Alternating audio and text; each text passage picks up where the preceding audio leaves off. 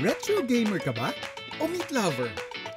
Here's the perfect spot para sa tulad mong naghahanap ng restaurant na may casual entertainment. Ilan kami naglalaban-laban?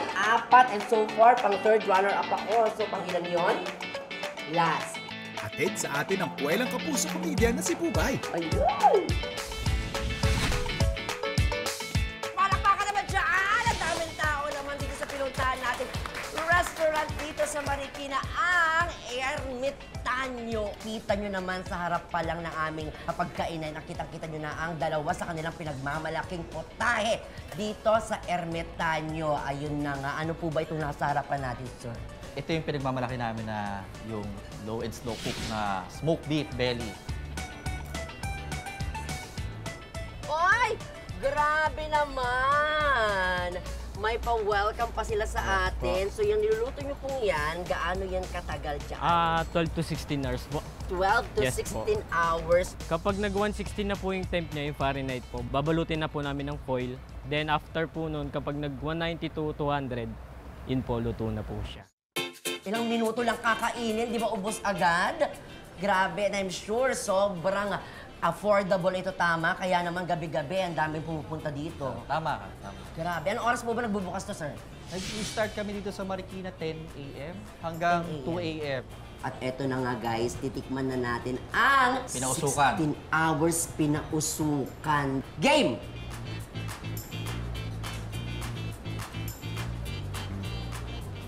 Ang sarap. And saka subukan mo with the sauce. Ang sarap. O, ayun na, yung first time kong sinubukan, wala pang sauce. Grabe talaga, para siyang ano, marshmallow na yung pakiramdam, yung ganun sa sobrang lambot, sir. Tapos talagang ang daliin mo siyang lunukin. At yun na nga, mas lalo ka pang magkakaroon ng pagkagusto. Natikman naman with the sauce. Ano naman po ang kaibahan ng sauce nyo sa ibang nagsaserve ng ganitong dish? So nakita nyo tong smoked beef na to, kapag in-smoke namin yan, 4 to 5 kilos yan. Pagtapos yun sa 16 hours, puro mantika yun.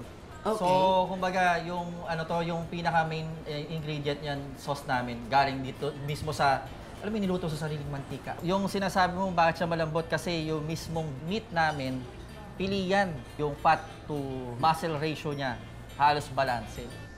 Ang sarap, sir. Grabe. Yung pakiramdam, pag natikman nyo po ang kanilang pinagmamalaking putaheng ito, guys, makukuha nyo yan doon kung bakit Ermitanyo. Maiintindihan nyo bakit Ermitanyo ang tawag sa kanilang restaurant kasi very magical yung lasa. Ayan, ang kanilang tolang seafood naman na usong-uso at sikat na sikat sa ang lugar po ito, sir?